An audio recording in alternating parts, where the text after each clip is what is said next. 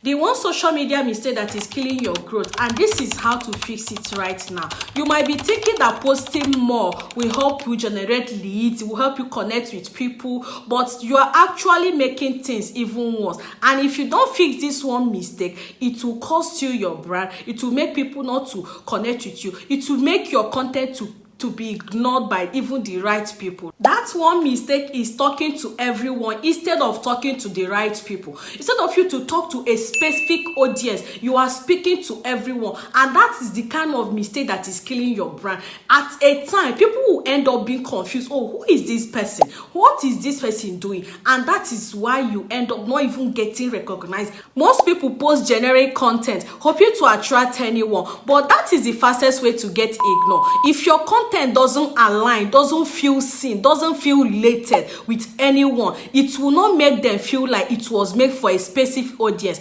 It won't connect with anyone, and that is just the thing. For example, if you're a fitness coach, instead of just saying this is how to lose weight fast, that is too broad and it says a lot. People will ignore it. But if you say busy moms, here is how to lose weight without dieting, suddenly the right audience, the right people will pay attention to what you have to say. Here is how to fix it. Number one, define your ideal audience. Ask yourself, who needs my content the most? What is their biggest struggle? And how am I going to help them? Speak directly to them in every of your posts, in every of your content. That is how to help them. Number two, use specific language. Instead of saying here are social media tips, say if your small business is struggling with content ideas, here is a simple social media strategy to stay consistent. See the difference. Number three, test and adjust. If your posts aren't getting the kind of engagement you want,